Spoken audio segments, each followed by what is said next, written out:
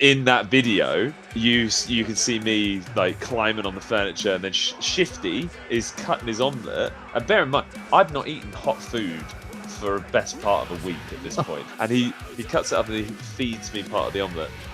Best thing I've ever done in my life. Hey, it's Stephen here from Confessions of a Traitor, and you're listening to the Chronicles of Podcast with Jamie and Tom.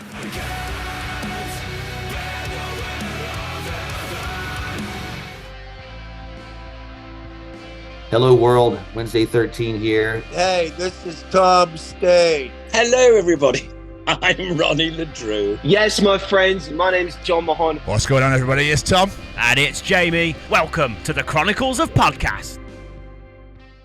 Ladies and gentlemen, theys and thems, this week we are back with a brand new interview. This week we bring you the singer of an incredible band who are here to talk all about their brand new upcoming album, This Pain Will Serve You, available 16th of May. So look to the midnight sun and let this interview consume you while you rest your fatal frame. Everyone put your hands together as we bring you Stephen MacConville for the Chronicles of Confessions of a Traitor. Wow. Okay. That was good. I'll give you that. I thought you were going to go through the whole album, like song title by song title. I was tempted to try and fit them all in, but I was like, this is too difficult. No. Mate, it would have taken half of your life to do it. So I really wanted to get Hail Mary in there, but I just couldn't make it work. Yeah, but it's like an NFL player, isn't it? Like going all guns blazing, going all in. There you go. Oh, let's see if you collaborated together, it would have worked. It's just one of those things. Jamie likes his intro, so I don't like to get involved. You know. Yeah. Steve, how's your personal Tuesday been so far? Personal Tuesday. It's been good. Been at work, your normal 9 to 5, and then went to the gym, ate some tofu and some noodles, and now I'm talking to you, lovely gentlemen. I genuinely can't complain. Stop it, you! You're talking about the tofu noodles. That's what you're talking about, right? Yeah. There were lots of lovely gentlemen in that.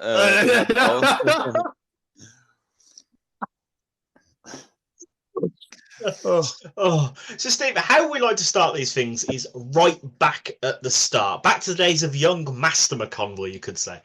What did you want to be when you were growing up? Has it always been music for you, or was it something like pro wrestler, truck driver? I don't know, something ridiculous like that.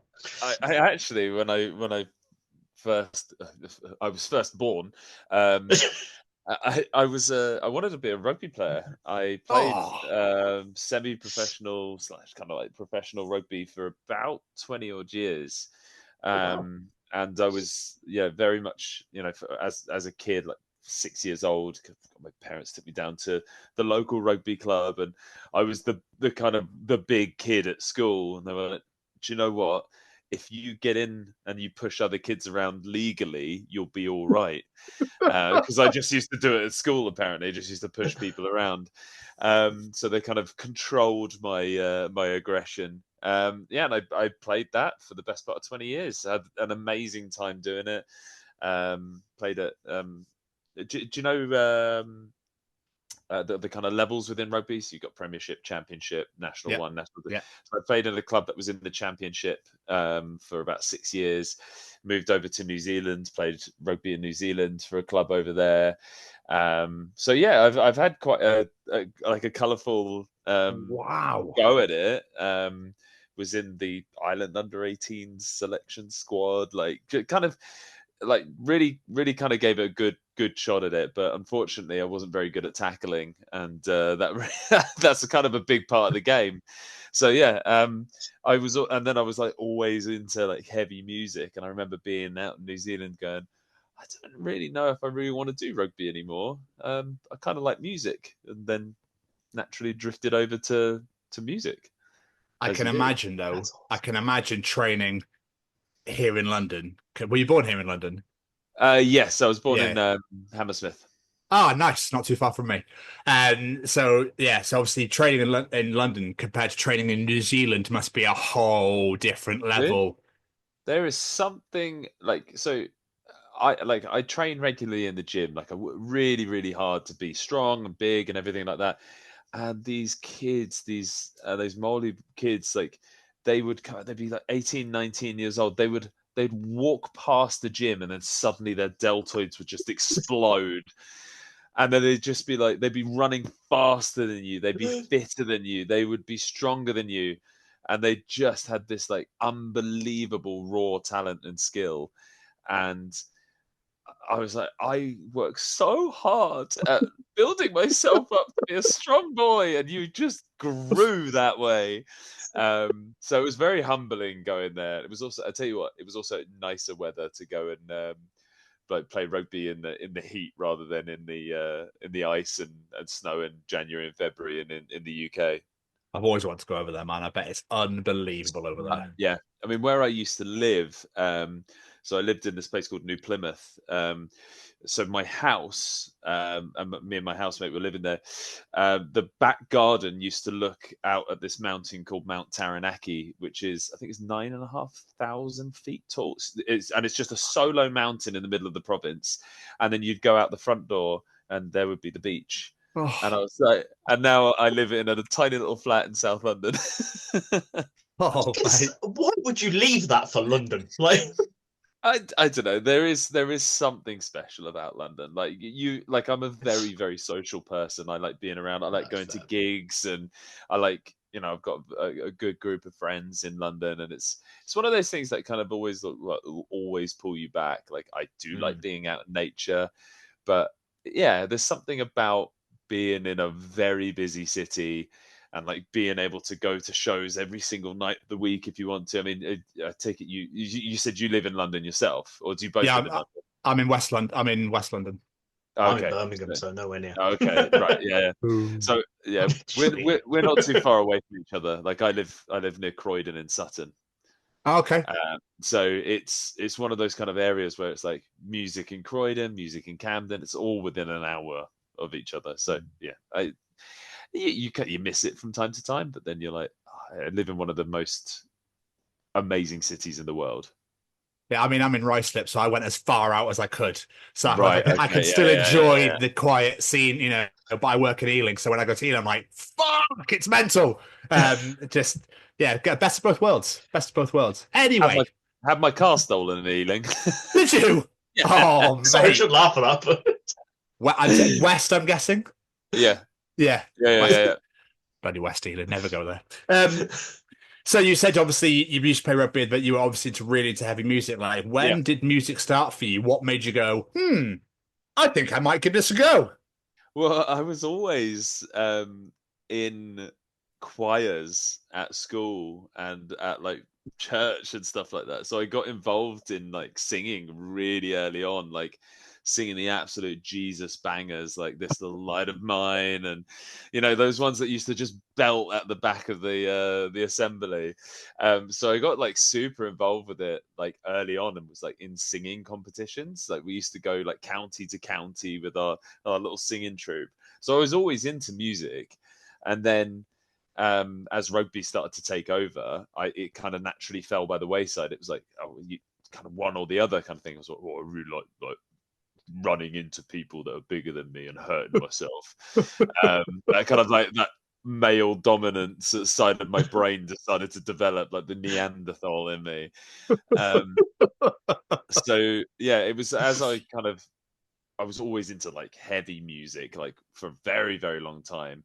And then I was like, well, do I want to like, maybe I should try being in a band. Like I've never done it before. And then I just kind of found some members, and that's where Confessions came from. Were your parents into that sort of side of things as well, or how did they influence you in other ways? I mean, my mum used to like walk around the house singing all the time. She's got an incredible singing voice, but she'd sing these old like Irish songs, like because my family's Irish. She'd sing these like old Irish Catholic songs, and she'd get all the lyrics wrong, but she's got a really, really good voice. And my dad loves like kind of old like rock and roll, like U2, The Who, Pink Floyd. So I kind of grew up around that kind of stuff, but not like metal. You know what I mean? Like when I started to develop that interest in it, they were like, oh, well, this is horrible. This is Satan worshipping garbage. And I'm like, Yeah, I'm like, yeah, I don't really think it is, but we'll roll with it. There's some good messages in here, but yeah, as a rebellious kid, you're just like, "Ooh, shut up, mum." Like, I'll listen to my Trivium and my Bullet for My Valentine, um, as a budding emo kid. So how did you find that like heavier side of music? Do you know what? I remember being at school and finding like MP3s of Trivium online, and that was the first band that really kind of got its hooks in me. Because I really couldn't handle the screaming to begin with. The irony of me like belting out every night now. But it was the riffs, like just that. I remember hearing Paul Harder on the strings of Your Martyr, and being like, "Whoa, what is this?" And then, like, that was at the time where like we all had our iPods and stuff like that. So I remember like kind of illegally downloading like off LimeWire and like destroying the school computers and destroying like my parents' computers. I don't know if you ever remember the time where you're like, oh, you took so long on a 56k dial-up to download something, and you're like, oh yes, I'm gonna have this incredible single that I've heard, but it would download the album and it would all be on one track. Did you ever have that? And it was like heartbreaking because you'd have to try and like scroll as far as you could. So yeah, that was. I don't know what kind of got me into it, but there were a couple of kids at my school that were listening to like heavier stuff, and the irony is that the first album I ever bought was Destiny's Child Survivor. And then it's still an absolute ripper today. I am an independent woman and I don't need a man. But for me, it was like I just loved music, and then it was like you kind of like discover. Like I remember playing Crazy Taxi as a kid, and that had like The Offspring and Bad Day. Not Bad Day. That's my friend's band. What's the Bad Religion?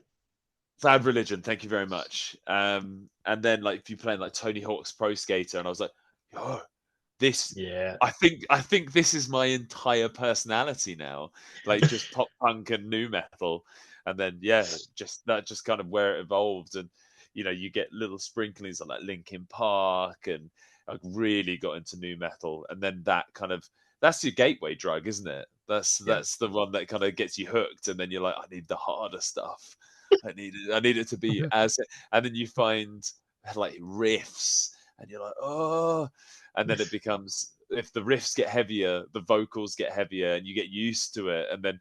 For a time, it was like absolutely no singing. I went through that phase like Lamb of God and Thy Art Is Murder, and then I kind of like back into like a blend of different things. So yeah, it was a bit of a wild ride, like kind of going into it, because I went to a really small school that not many kids listen to heavy music, so I just kind of had to discover a lot on my own.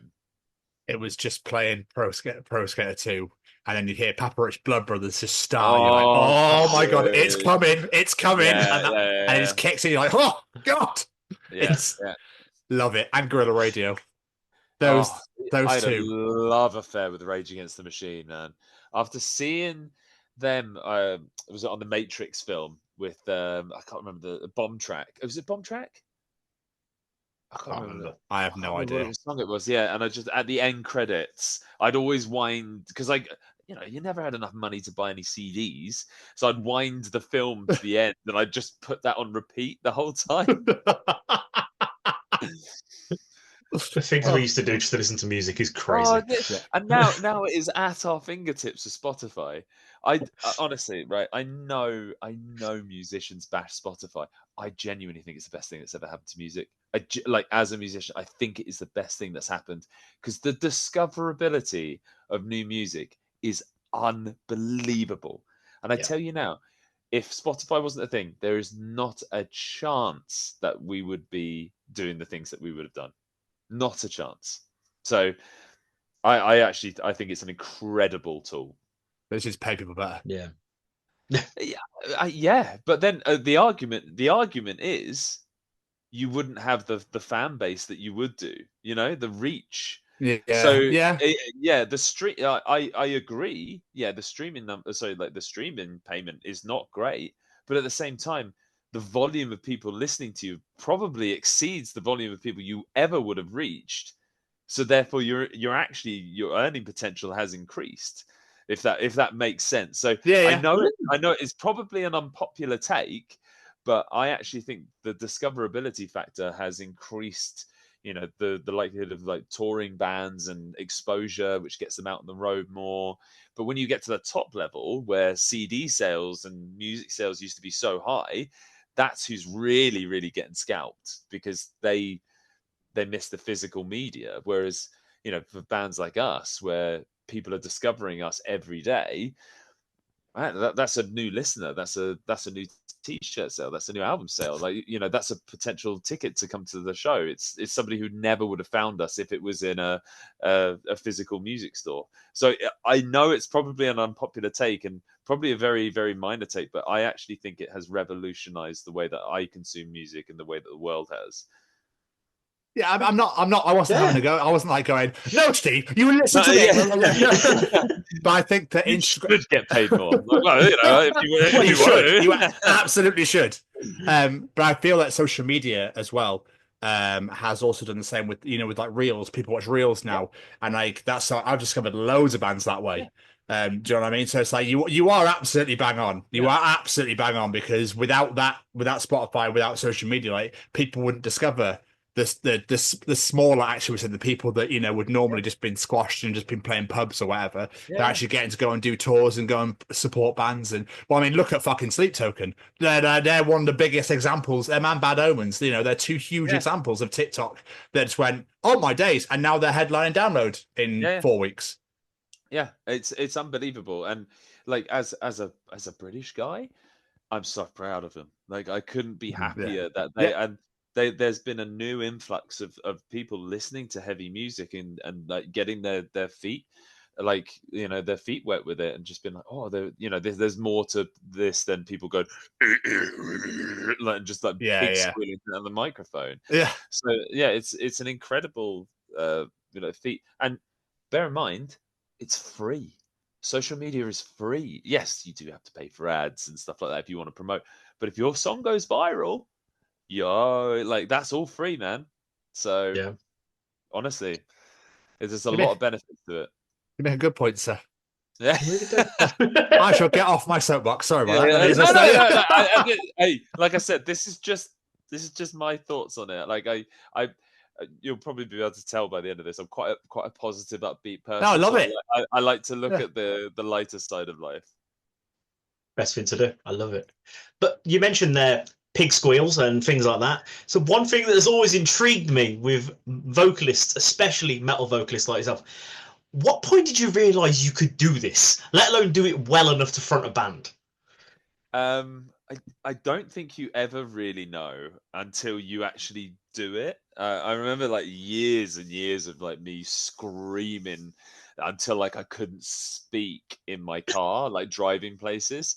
And that was kind of like I'd just be like going down the motorway, like listening to Parkway Drive, going and just trying to sound like Winston. And I think you kind of go, I think I sound okay. I think this is all right. And then you kind of get in a room with people and you go like, well, I've been practicing this, so I think I can do it. And it's only until you do it do you really know. And it's like, it's kind of that confidence thing. It's like if you've got like the belief in yourself to do it, give it a crack. Like you'll only know if you try, and if you hold on to it, you're not willing to kind of put it out there, you'll never really know, I guess. So there's a little bit of like got to try it and see how it goes. I've tried it. I suck. So I'll leave it to you. Well, no, honestly, man, and this is the thing. Is like even if you do feel like you suck, there are people out there who can help support you, like, and they're like genuinely like technically really good people who will teach you how to scream. It's so interesting. It's such a science. Like we're out touring with the band called Convictions, and Mike, their singer, is an incredible vocalist, and he does singing lessons. And he was talking to me, he's like, I can't quite pick out where your voice, whether you sit in fry or false chord. He's like, you transition really well. I'm like, dude, I get up and utterly give it beans every night.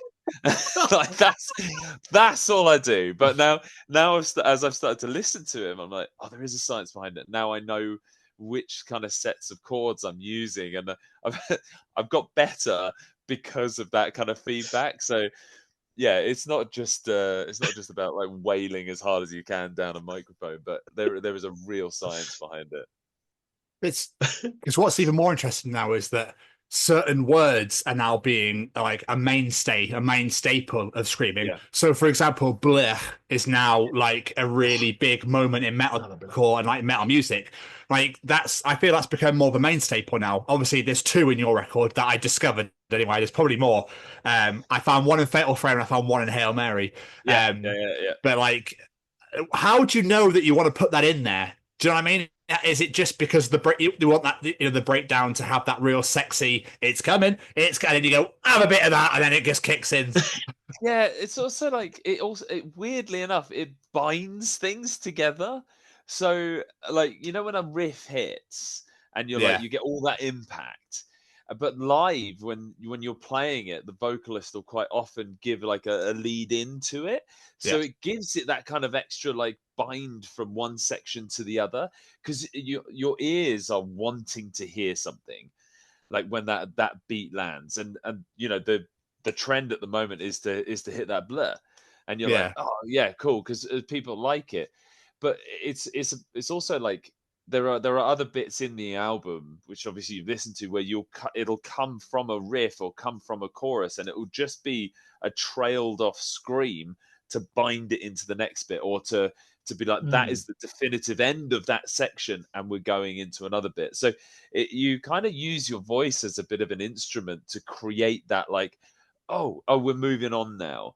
And yeah, like I said, it's like this kind of like science, like musical science behind it, like how you bind one section into the other, rather than that real jarring, oh, the song has to stop and now we've got to try and find a transition. And that's the vocal version of the transition, is that yeah.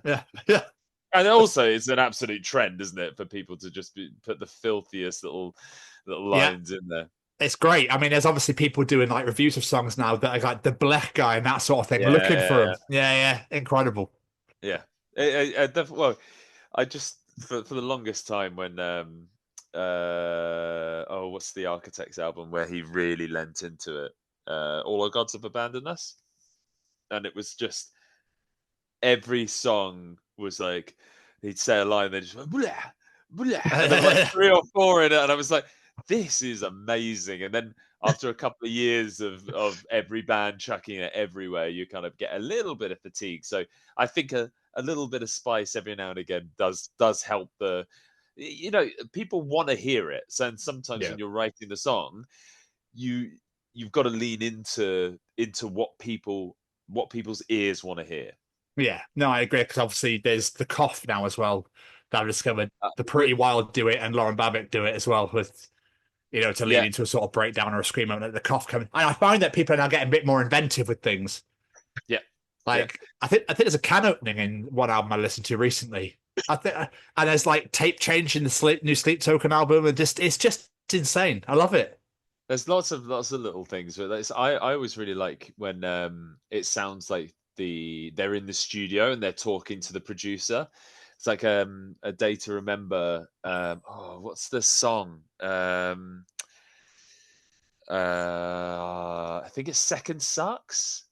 Oh yes, with Mortal Kombat's fight in there. Yeah, that's one of the bits. But there's an entry to the beginning of the song, and he's like, "No, I got this," and then it goes into the song, and I really like those kind of like raw moments. Is it I'll Be Sonic, You Be Tails? It might be. It's the track. It's track 3, I think, on What Separates You From Me. Yes. Yeah. I'm pretty sure it's I'll Be Sonic, You Be Tails. I'm trying to look at Spotify now to see. Sorry. Yeah. No, I've gone off track, but yeah, I do like those little ad lib moments that feel like genuinely organic, and they're like, yeah, it's kind of cool. Let's just stick it in there. Yeah, I absolutely agree with you. Anyway, let's bring it back to Confession, shall we? We've gone off on huge tangents, which I love, by the way. We love a bit of a tangent on here. But A question I always like to ask, but I know gets asked 15 million trillion times, but I'm always intrigued by what came before the name. So where does the name come from? And what did you actually have beforehand? Because I'm always intrigued by what bands had, like bread or something. We had some bad ones. We had some bad ones. It was like, I remember we were trying to create the band name. We were going into like band name generator. Did you ever? Yes. Yeah. Dude, you'd pick a word that you liked, and you were like, I love sword, and then suddenly, and the ones that stick out to me, the ones that we still talk about today, like one came out and it was like Northern Sword. Like, what does that even mean? And then there was Chronicles of the Tree. I was like, what?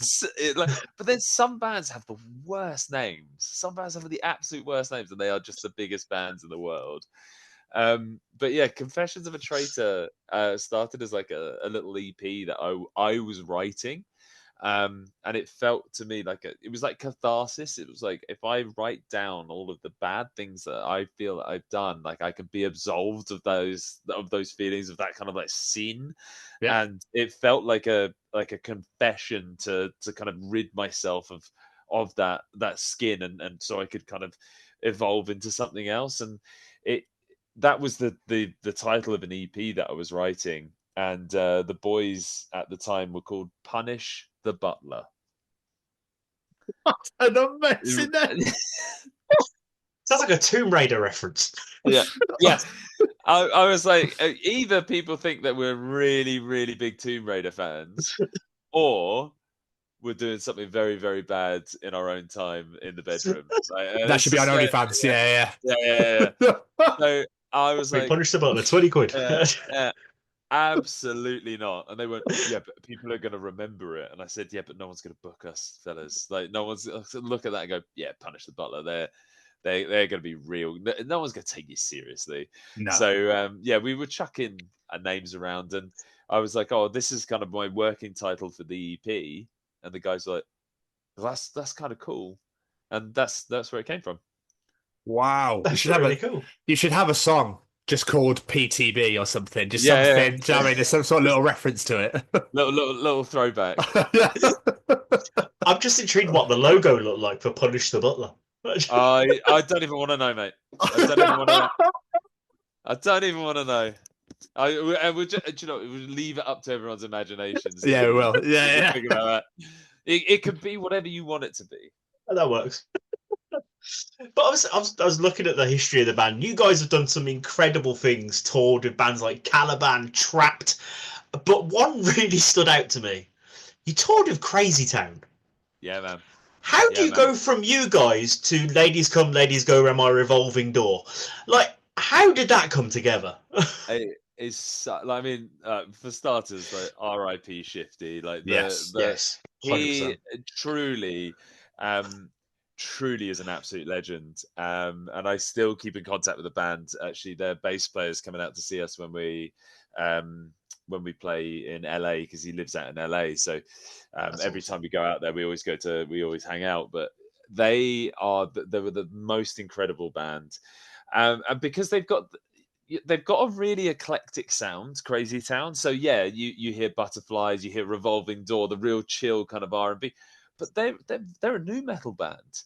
Like, you listen to Drowning, Toxic, and stuff like, and it's just like such good like new metal songs. So they're drawing in different crowds all over the place, and these guys, they know how to work a room. And Shifty was a real showman, and people are there to hear Butterfly, but they stay because they're such good vibes and there's such a great mix of music. So it feels like a strange lineup, but for me, whenever I go to like festivals, festivals are great because it's such an eclectic mix. The last thing I really want to hear when I go to a show, when I'm seeing a headline band, is four of the same band, because you're two in and you're going, oh, I can't hear pig squeals and blast beats anymore. And it's like, and like when we're on the road, we don't even listen to metal, like, because we're so exhausted from hearing bands every night. You know, especially if you're the headliner. You know, you're hearing 4 bands before you, and you're like, okay, cool, right, now we're on. Then we get in the van, and somebody's putting on like another heavy track. You're like, let's stop there, man. So yeah, it was an incredible opportunity, and all of us were like, we have to take this because it will get us out in front of a completely different audience, and it really did. And we've made such good friends with them. I mean, after that tour, Crazy Town came and stayed in my flat with me for about a month, I think it was, when they were going to festivals, and they used my flat as a base to go out to European festivals. So I got quite close with them. Yeah, they're a really, really good bunch of guys.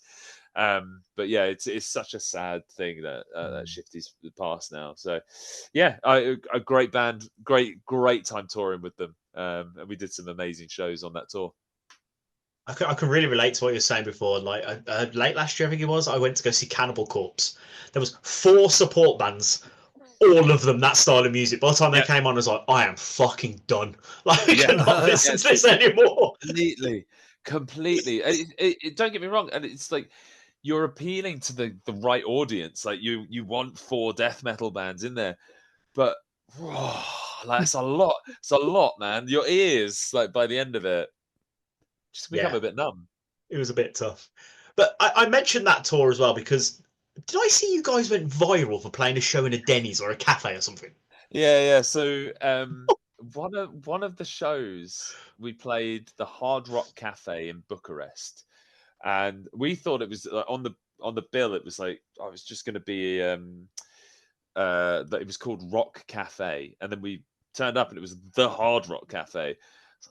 I don't think they realized what they booked. Like this was the night before that viral video, and like the stage is there. Like Eric Clapton's played there.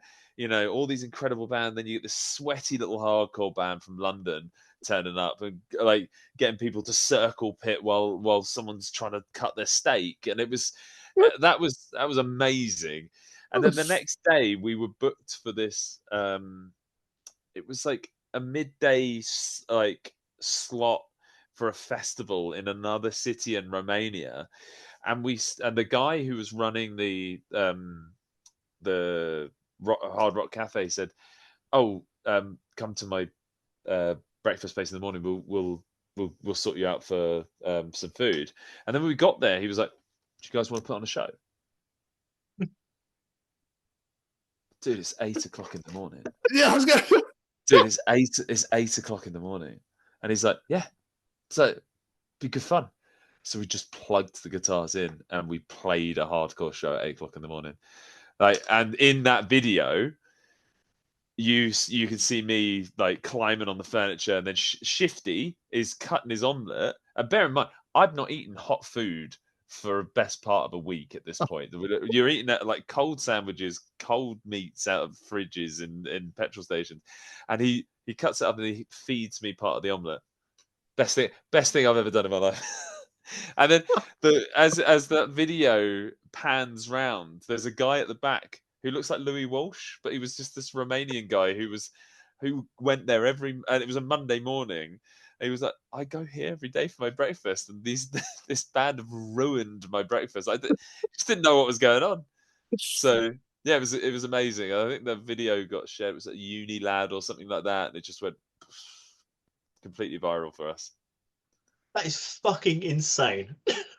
Yeah, man. 8 o'clock in the morning as well. Yeah. I mean, I tell you now, I am trying to advocate for matinee shows because, like, do you know what I mean? First band's on at 2. Every band's done by 5 o'clock. We're packed up and out by 6, home by 7. I'm having dinner and I'm in bed by 9. Beautiful. Perfect. Beautiful. Oh, perfect. I think it was Jamie Lee Curtis was talking about this, and I was like, fuck yes, make it a thing. I tell you now, everyone would be so much happier. Well, I know the bands would be anyway. Especially get into your hotel at like, oh, this is great. Like it's like 9 o'clock. I can put my feet up and have it. Yeah, Corey's on. Let's watch me, Corey. Yeah, absolutely, mate. Absolutely. It's just I'm getting older, man. Yeah. When I'm at a show, my bedtime alarm goes off, and I'm like, I'm so tired, and there's another band before we've got to perform. The rest of the guys really like playing late and everything like that, but I am such an old man. I get up really, really early in the morning, and I go to bed really, really early. I don't know if it's because I'm getting older, but I'll go to gigs now. Like, I've been at work all day. I'm standing there. By the time the headline is coming on, my feet are throbbing. I'm knackered. And I'm like, this is a band I paid for, and I just want to go into bed. Yeah. We need matinee shows. Matinee shows. Listen, shows, yeah, 100%. Especially on the weekends as well. Like, what are we doing? Just saying. So, bringing it back to Confession, when it comes to songwriting, are you writing all the lyrics of the band? And obviously the singer, but are you writing all the lyrics as well? Yes, I am. Yeah. So Jack actually, so Jack, our guitarist, so he does the music. So he writes the guitar parts, and then the guitar stuff comes to me. I start writing the songs, the lyrics, the melodies, and then I'll go into the studio with our producer and then add the layers of production with it. So what we get is like Jack and Jake will work together. Jack will write the guitars, Jake will do the sort of pre-pro work on it.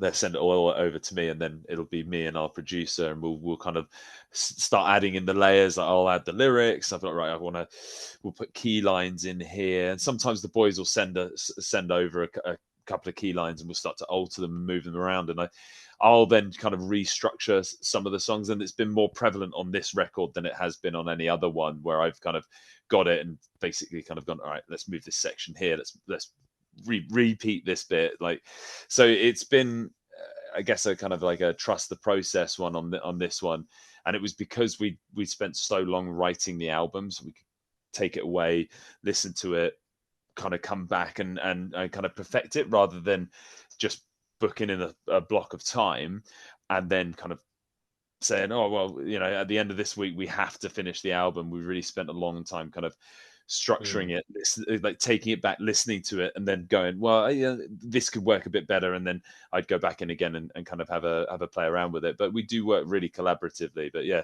in essence, like all the lyrics are what I write, and Jack helps out with a couple of bits every now and again. So yeah, it's a good dynamic to work with. Are the songs quite personal to you? The lyrics quite personal to you, or is it personal accounts from yourself, from the other band members as well? Yeah, so I mean, this album has to be the most personal lyrics I have ever written. Oh wow!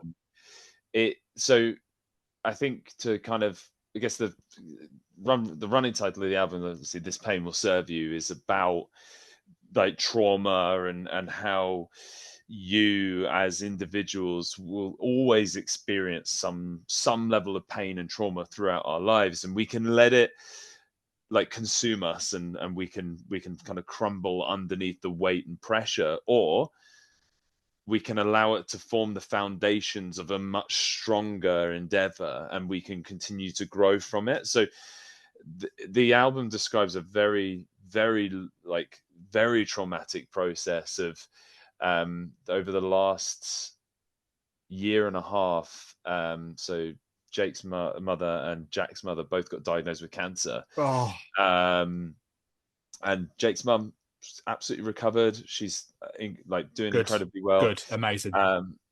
Jack's mum unfortunately passed away after a very short battle. 4 months. It was the moment they found it. It was a terminal diagnosis, and this happened last year. So as we were writing the album, he was going through the process of like caring for his mother. Yeah. So I was talking to him. I said, I've written a lot of like very personal bits on this record. Like, why? Like, how would you feel about us writing about your mum? And he's like, I want to do that, but I don't know how to go about doing that. And I said to him, well, write down on a Word document everything you're feeling right now. Just write, like, if it's words, if it's sentences, if it's like expressions or whatever it is, just write it down. And so we had this like live Word document. He would just update it as things were going on. And then I started to pick this up and just kind of transition it and make it into a song. And then after that kind of rendition, I recorded a bunch of pre-pro, and I was like, okay, it feels like a collection of like just feelings. So then I started to warp it into a story about dealing with grief, like knowing someone's gonna die and then having to deal with that grief, but whilst they're still there. So he's having to grieve while she's still alive, and then grieve when she'd passed as well. So it was such a visceral trauma of like, I have to accept this, because otherwise I'll let it consume me, and I won't be able to enjoy the last few months with my mother. So it was such a hard thing for him to do, but I couldn't be more proud of him. Like, he was so involved with writing the music, but also at the same time, like, caring for his mother. Like, he lived with his mom, and so he's an incredibly strong person. I've got nothing but admiration for him for it. But we essentially documented that those last few months of her life within songs within the record. So Starve, the opening track, is about the initial anger felt around the diagnosis. Noble Bloom is about accepting that it's going to happen, and having to be forced through that acceptance come hell or high water.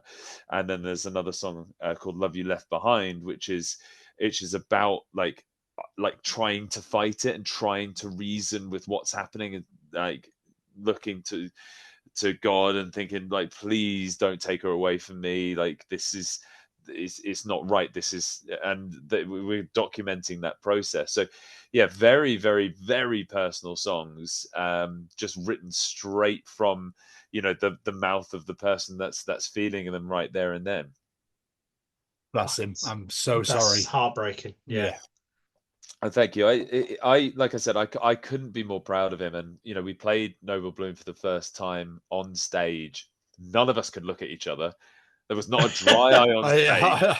But we were like, if I looked at that, can't. I'm just gonna focus on it's just raw emotion. And like the thing is, he now has to go up and play that every night, because the song's done incredibly well and people are loving it, because it's true. It's a genuine representation, and it happens to us all. And the thing is like, I like to talk about feelings that people feel, because as guys, we're like, I just want to be a big, hard, tough man. Got to be big and tough, right? Yeah. But we feel things, so talk about it. Like, and the moment you're able to express yourself, you are going to feel better. It'll hurt, my God, it'll hurt, but if you can resonate with it and feel like you're in a room full of like sweaty little emo kids singing songs about the hardest moments of your life, and you're like, oh, I can share this with other people feel this. So, and that's what I want to do, is I then want to take that and then I go, right, don't let it be your entire identity. Build from it and become a stronger person. And that's where the kind of like that positive message is laced through, that you can overcome this, and you will, and you are better here. And people listen to this sort of music and think it's Satan worshipping and horrible. Listen to that fucking story right there. It sure as shit ain't. But that's a beautiful thing for you to be able to do for a friend as well. To be like, let me help you grieve. Yeah, like, that's a beautiful thing. I appreciate it, man. I just know, seeing the comments when these songs are released, and seeing people go, oh, my parents have passed away. That this happened to me recently. We were flooded with messages about it, and it was like, thank you for writing these kind of things. And it's like, wow, okay, that feels really overwhelming, because you're then at the merch stand afterwards, and people are coming up and they're sharing their stories with you, and you're like, oh, I wasn't really kind of anticipating this. Like, I wrote these songs where I'm sat now, like in my room, and like it's speaking to you on another level, and I'm so glad. But yeah, you kind of have to get used to it, and I really enjoy it, and I really enjoy talking to people about it, because it seems to help. Yeah, I imagine them singing the lyrics back at you as well must be another whole other level. Dude, there's a song off our last record. Like, obviously we haven't really had the moments yet, because the we've played one show this year where we've been able to play the new material. It was in Sweden, and yeah, there were people singing it back, but like one of the songs had been out a day, so you're seeing like people singing. Oh, you already know it, so it's a bit more of a shock. Yeah. Whereas like we're coming up to our London release show at the end of the month, and then the US tour, and the album's going to have been out a month. So we're anticipating a little bit more of that. There's a song on our old record called Forever Hollow, and whenever we play that, there's not a dry eye on the front row. Like, and you're having to kind of hold it together because they're singing it back and they're like, whoa, and you're like, stop looking at me.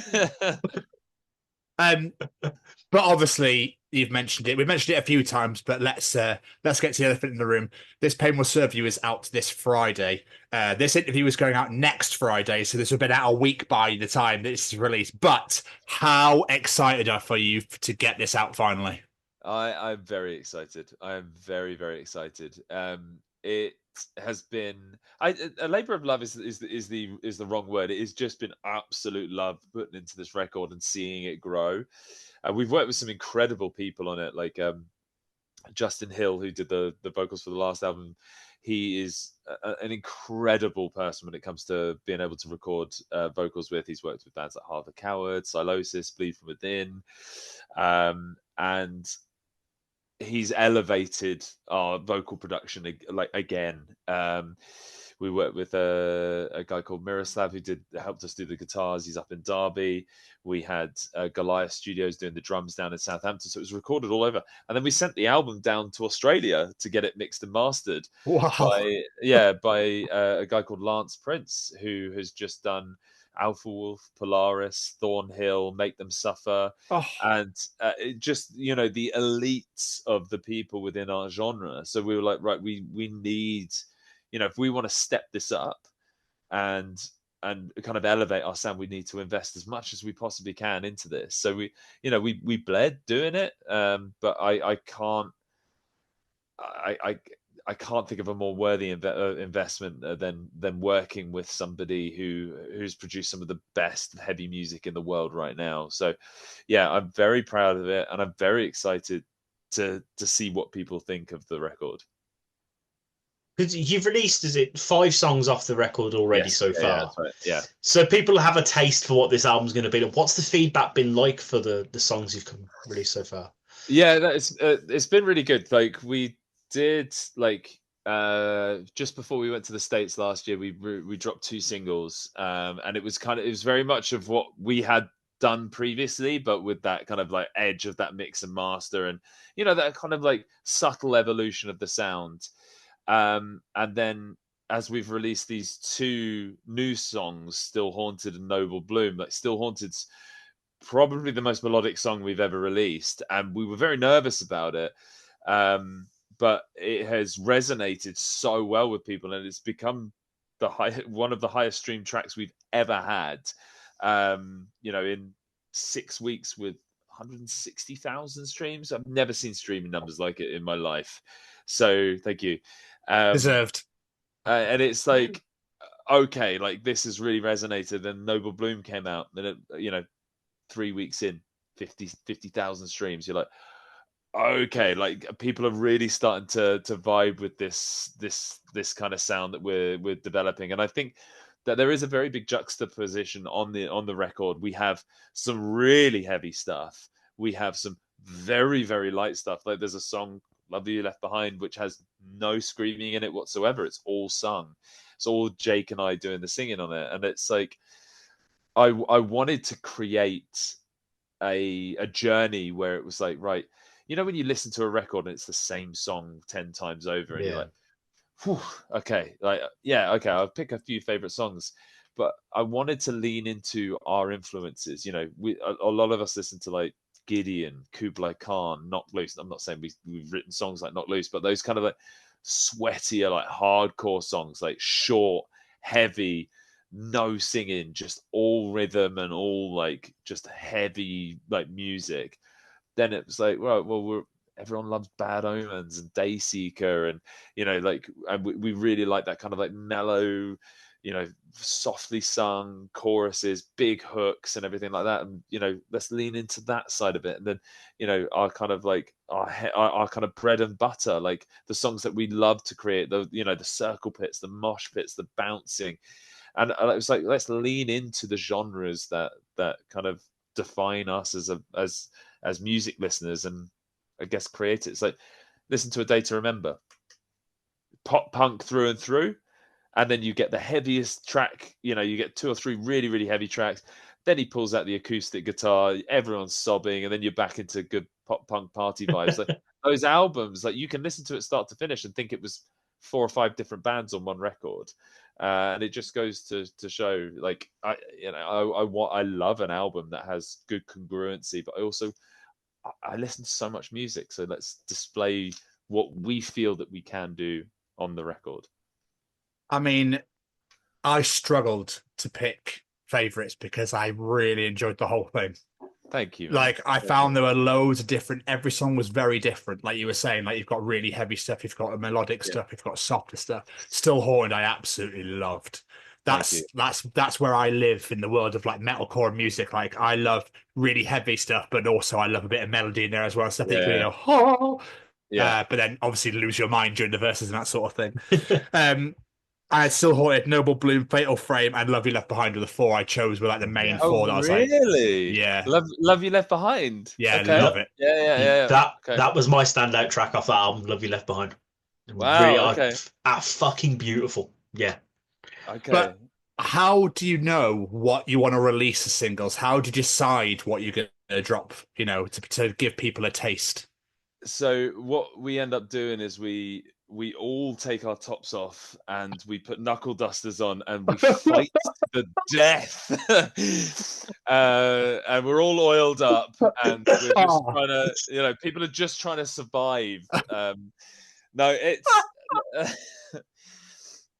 it's hard, like, because you've got many voices kind of going through. You've got management, you've got your label, you've got the guys in the band.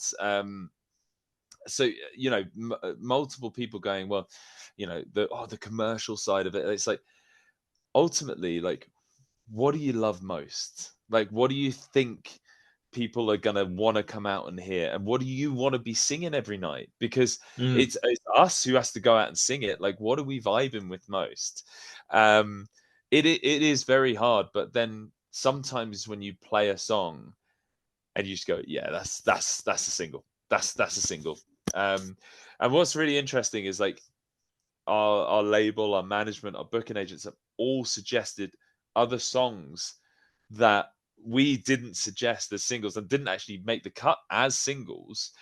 And they were like, oh no, it was a big mistake that you didn't release that as a single. So it's really interesting.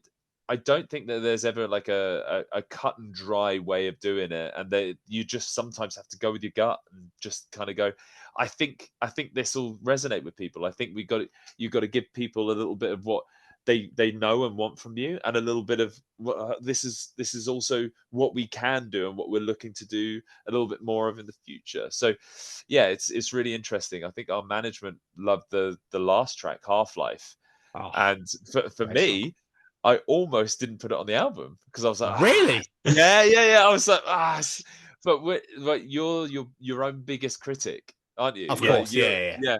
So it's one of those ones where I'm like that. I was like, oh no, and then the moment somebody else says they like it, you kind of, oh yeah, I do really like it. So yeah, it changes your perspective, especially when you've been sat on a track for so long. Like, yeah, and I imagine you've listened to it over and over and over again. Well, I've got a stirred fast rule now. Like, since the album's been mixed and we listened to the mixes through and we were like, absolutely, this is the one we're going to go for. I will only listen to the songs when I'm practicing, or like I need to like refresh on something, because otherwise I'll get fatigued. The album's not even out yet. I want to be able to, on day of release, put it up on Spotify and listen to it through and go, oh, we did that. That's really cool. Yeah.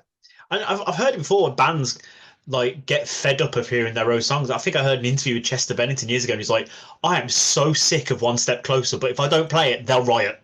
Yeah. I don't think I'm sick of anything, but I can see that, like, I mean, Linkin Park, they were touring 150 days of the year. Like, we're not at that stage, but we are up around the kind of 100 gig mark. Like, it's a lot of shows to be doing in a year, and then you're like, you create a set list and you're on the tour for 20-25 days, and you're going, I'm doing the same thing every night, so you've got to love it. Yeah.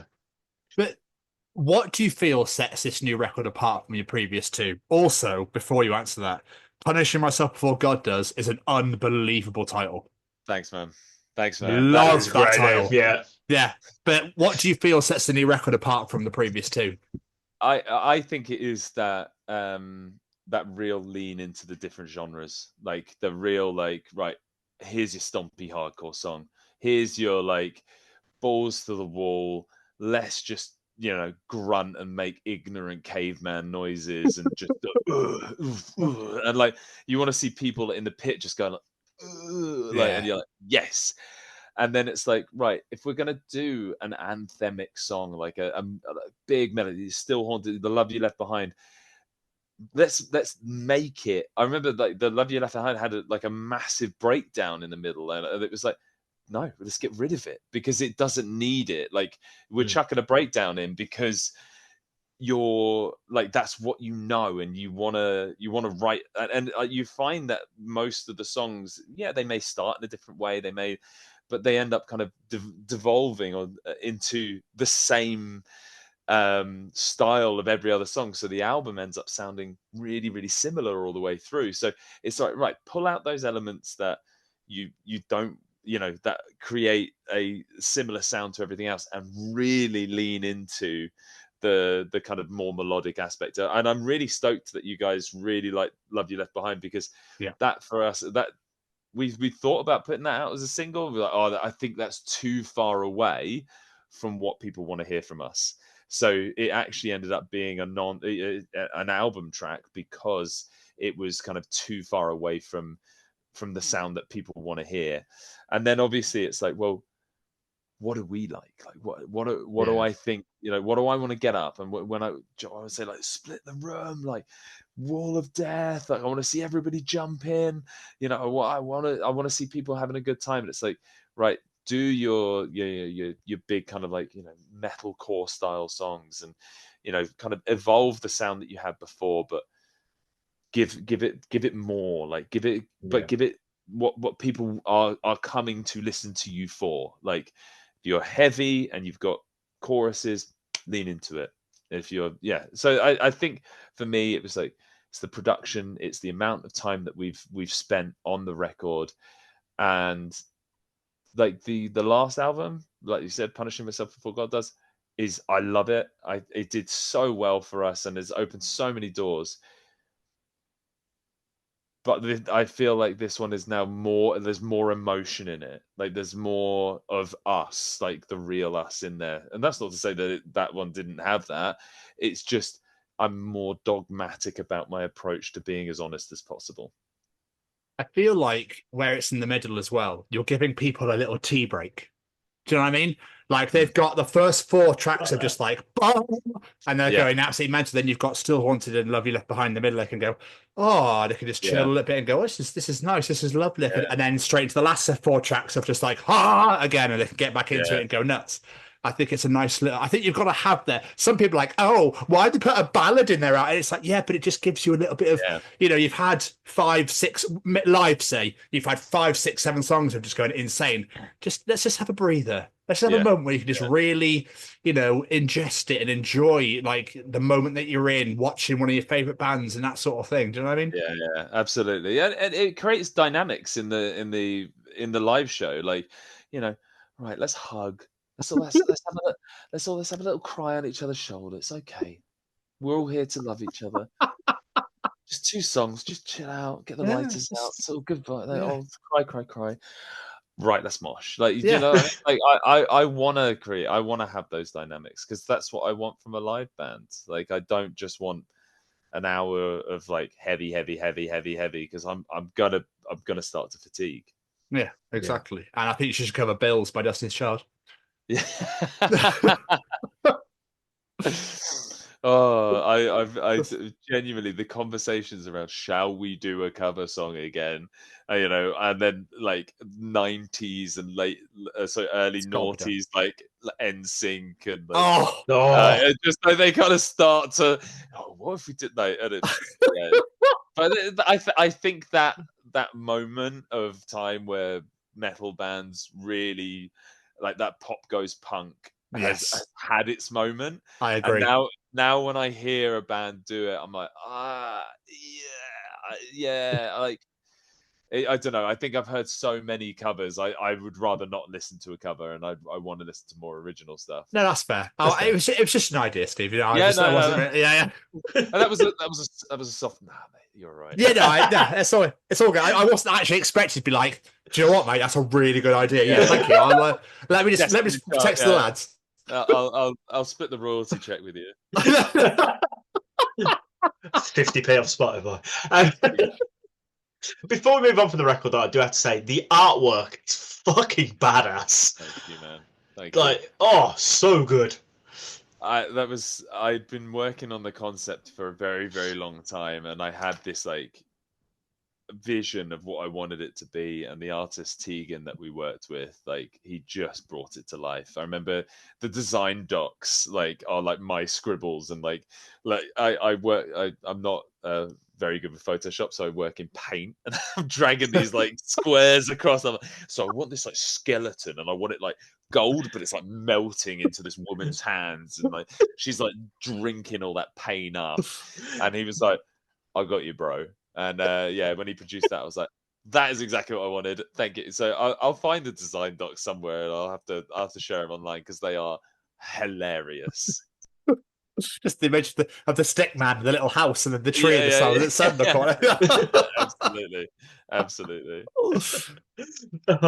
So, looking at the future, obviously, you mentioned you got your album release show at the end of the month, and you're also going on tour across North America in June, co-headline with Bloodlines. How excited for this tour? I can't even begin to tell you. Like, Bloodlines, we're on the same label together. They are brothers in arms. Like, they are the most incredible band. It is, I mean, for starters, like, to say that we're going to America to tour is just, it's still too crazy to me.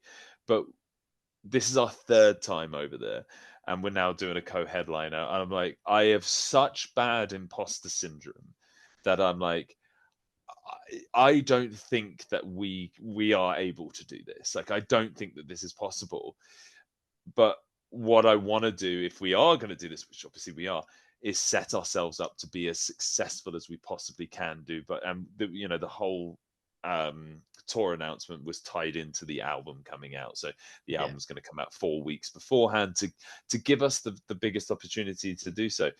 And we got a ticket sale update the other day, and I'm like, there are people like pre-buying like to come and see us, and I am absolutely staggered. I feel so blessed to be in this position where people are excited to come and see us. And I still just don't know how to take it. Like, as a headline run in North America across, I think we're doing something like 17 states in 26 days.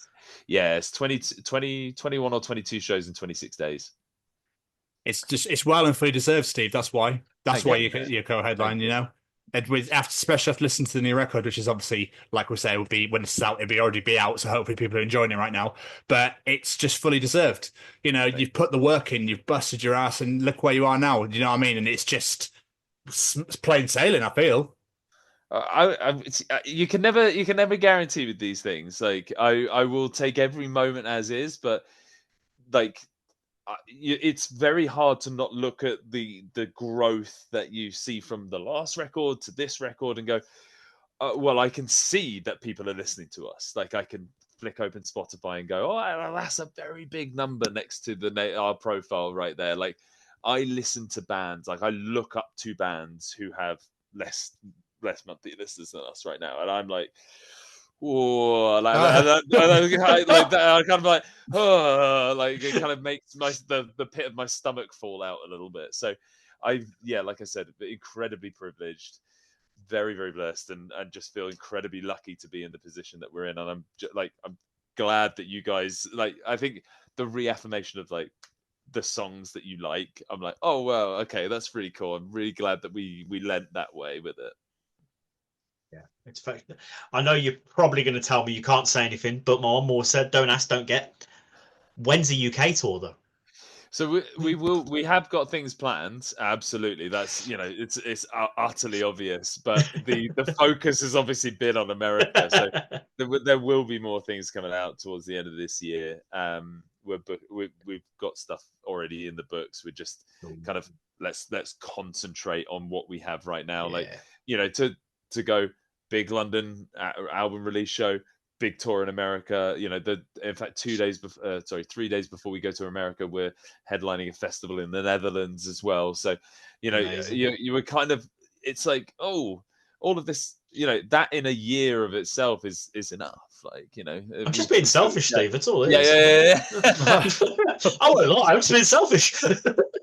If the question is, are we coming to Birmingham at some point? I think the answer will be probably likely yes. That's all. That's all I needed to know.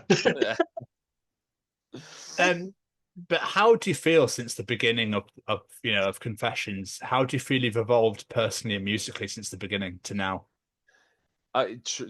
Tremendously. Like, I said to the guys the other day, it's like, if you had said to me just even a year ago that we were about to release our third album, we were about to go out on a headline or co-headline tour, just play Download Festival, all of these things, I would have laughed at you, mate.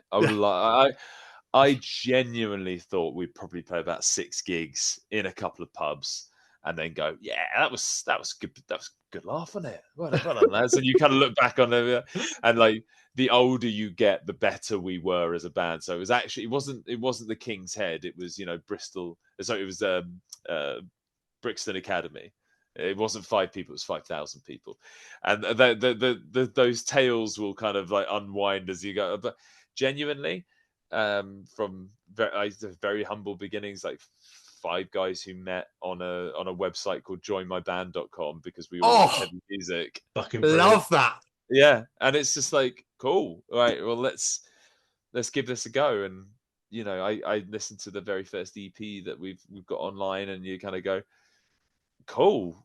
Yeah, that like I was really proud of it at the time, but like it's night and day when you listen to the evolution. So like I feel very proud. Even our first album, like I went back and listened to a couple of weeks ago, and I was like, wow, man, we've really, really changed as a band. And like I feel like songwriting is something that we've really kind of like focused on. And one of the things, like length of songs, like there's a couple of songs on that album over 5 minutes long. Like my brain works in TikTok algorithms now. If it's not hooked me in 10 seconds, I'm gone.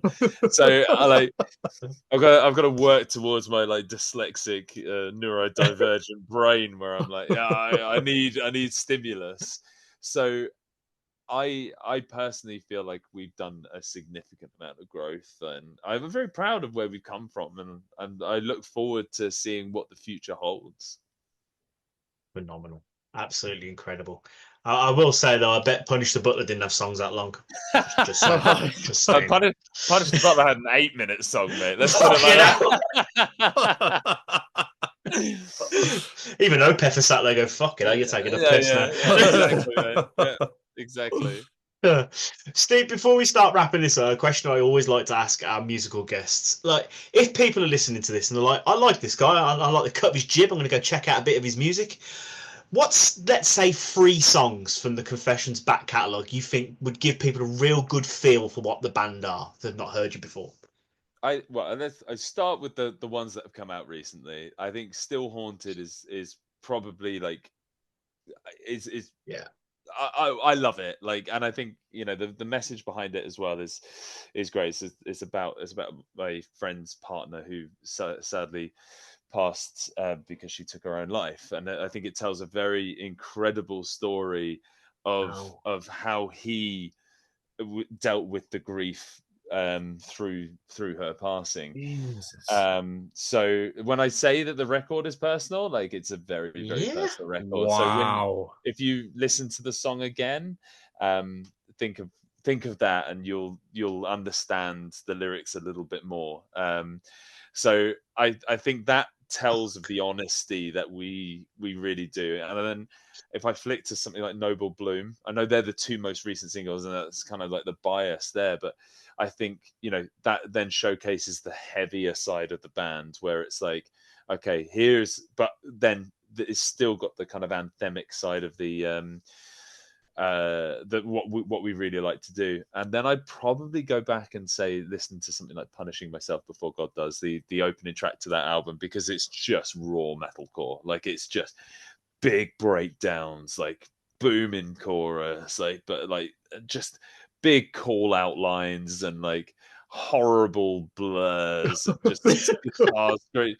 But it's like it's kind of like your bread and butter for that kind of like where we've come from and what we do. And that song always goes wild live whenever we start playing it. So it's like whenever it comes up to the line just before the breakdown, it's like, I'll punish myself before God. That I don't even need to sing it anymore, because all I can hear is people screaming it back. So it's like, cool, yeah, I'm absolutely vibing with that. So they're probably the three that I would pick.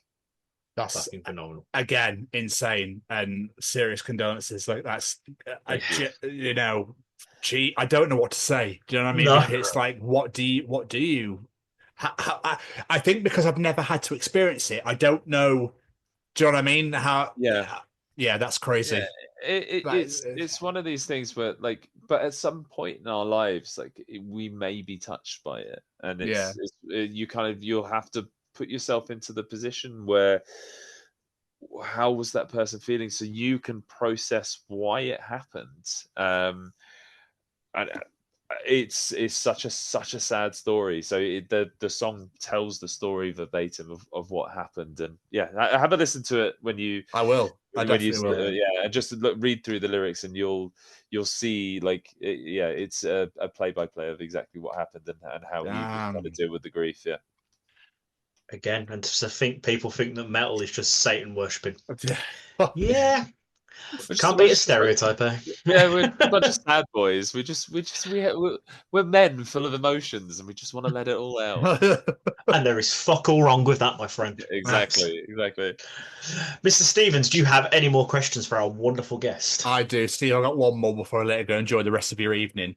When this journey first began, playing rugby, getting into music, going through school, meeting people online, etc., did you ever think this is where you'd be today? Absolutely not. What did I think? I thought when I was 25, I'd be married with 3 kids, and I'd have like a dad wagon sedan that I would be dropping kids on.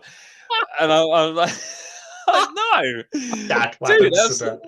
Yeah, like, absolutely not. Like, I jump in the back of a van with 3 other sweaty guys, and we travel halfway around the world to play songs in front of people that scream the words back with the most incredible passion. I've seen some of the most incredible places around the world, and I feel so blessed to be in this position where, I hope it continues to grow. So, I think you always, when you start something, you kind of go, oh, what if we played Download Festival? Wouldn't that be really cool? So, oh, right, okay, yeah, tick, we've done that. Yeah. I was like, and then you kind of go, oh, well, what next? So, and it's like, well, let's kind of take every day as it comes. So, you set your eyes on something big. Did I think it was ever going to happen? No.